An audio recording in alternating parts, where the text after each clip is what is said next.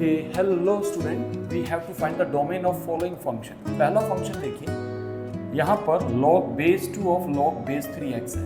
तो इसकी डोमेन के लिए सबसे पहली बात तो क्या होना चाहिए, अंदर वाला log डिफाइन होना चाहिए, x मोर देन 0 होना चाहिए, ये कंडीशन जरूरी है।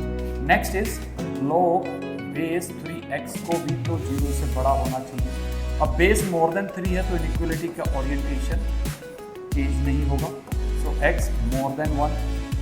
तो इन दोनों का इंटरसेक्शन लेंगे तो x बिलोंग्स टू आ जाएगा 1 to infinity। So this is the domain for the first question, student.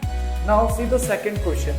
Second question में भी अगर आप देखेंगे, पहले अंदर वाला लॉग डिफाइन होने के लिए क्या होना पड़ेगा, x को 0 से बड़ा होना पड़ेगा, ठीक है। अब ये पूरा लॉग डिफाइन होने के लिए, ये log 2 डिफाइन होने के लिए हमें ये भी तो इंश्योर करना होगा log 0.3 of x that must be greater than 0, ये भी होना चाहिए। अब बेस जो है हमारा लेस देन 1 है तो orientation of the inequality will reverse, x less than 0.3 raise to power 0, तो this will imply x is less than 1। अब मैं इन दोनों कंडीशंस को अगर क्लब करूंगा तो मेरे पास आ जाएगा that is x is more than 0 and less than 1। So this is the domain for this function. Now see the third one.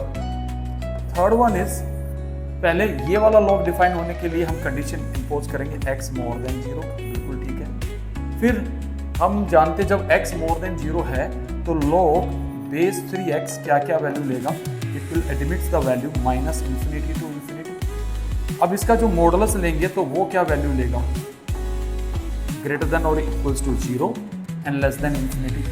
अब क्योंकि बाहर वाले लॉग को डिफाइन होने के लिए इंश्योर करना होगा कि अंदर वाला लॉग 0 ना ले।